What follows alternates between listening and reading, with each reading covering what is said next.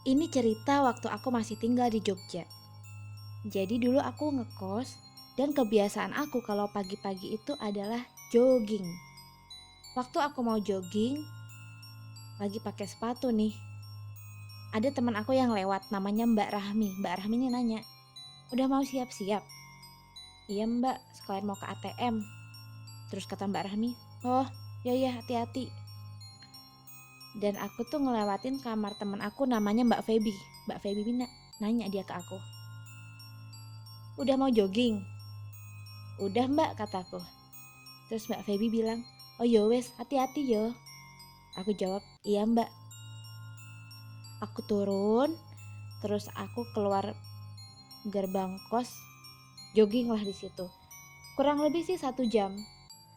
Dan aku pulang lagi itu udah jam 7. Kurang lebih jam 7 setengah 8 kurang deh. Itu aku mampir dulu ke kamarnya Mbak Feby karena kamarnya Mbak Feby itu pintunya ngebuka. Di situ aku lihat ada Mbak Feby sama Mbak Rahmi. Mbak Rahmi yang tadi nanya waktu aku masih pakai sepatu. Terus Mbak Feby bilang, "Lah, ini orangnya baru pulang." Terus aku kaget dong. "Hah? Kenapa emangnya Mbak?" Terus kata Mbak Feby, "Tadi si Rahmi tuh ngobrol sama kamu di kamar, padahal aku udah bilang Jui itu lagi jogging. Karena biasanya jam segini dia lagi jogging, pulang-pulang tuh jam setengah 8-an kurang. Tapi Rahmi ini kekeh, aku tuh ngobrol sama Jui, orang aku duduk di depan pintunya dia, dan dia di dalam kamar lagi ngobrol sama aku." Di situ aku makin bingung dong. Oke, ceritanya gimana? Jadi ceritanya habis si Mbak Rahmi ini ke kamar mandi, kan sebelum ke kamar mandi kan ketemu aku dulu pas aku pakai sepatu.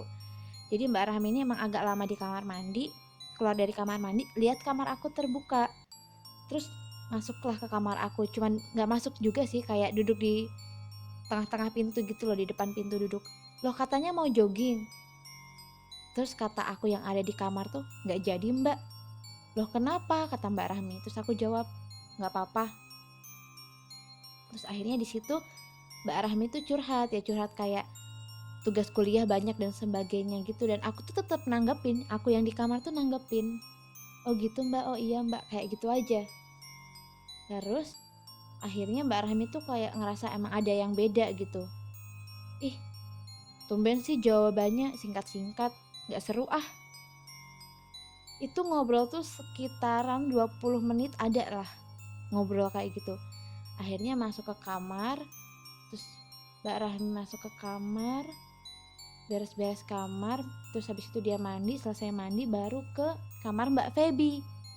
Bilang deh ke Mbak Feby, "Si Jui kenapa sih hari ini?" Ditanyain jawabannya singkat-singkat. Lagi galau kali ya tuh anak.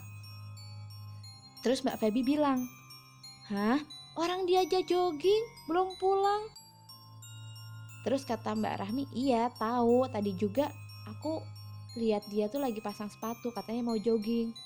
Tapi ini barusan tadi dari kamar mandi, sebelum aku mandi tadi ada kok, aku ngobrol sama dia sebelum aku beres-beresin kamar sebelum aku mandi.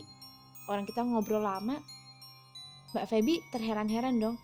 "Enggak ya, tadi itu dia pamitan ke aku mau jogging sama sekalian mau ke ATM."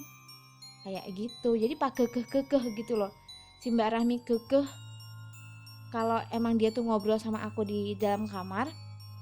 Mbak Feby juga kekeh kalau emang aku tuh pamitan mau jogging dan aku tuh belum pulang gitu, karena dia tahu kalau aku pulang pasti mampir dulu ke kamarnya dia. Ini tuh aku aja baru dateng gitu. Dan si Mbak Rahmi tuh aku tanya, "Mbak, selama ngobrol sama aku yang di kamar tadi, aku ngeliatin Mbak Rahmi nggak? Mata aku ngeliat ke Mbak Rahmi nggak?" Terus Mbak Rahmi baru sadar, "Iya, selama kamu ngobrol sama aku di kamar tadi, kamu nggak lihat ke aku sama sekali. Biasanya kan aku natap muka atau natap mata sesekali 2 kali kayak gitu kan kalau lagi ngobrol sama orang. Ini tuh nggak, nunduk terus. Dan apa ya, dari suaranya pun agak beda sebenarnya, dia baru sadar suara aku tuh agak beda. Jadi siapa yang tadi diajak ngobrol sama Mbak Rahmi?" Punya cerita yang sama? Komen di bawah ya.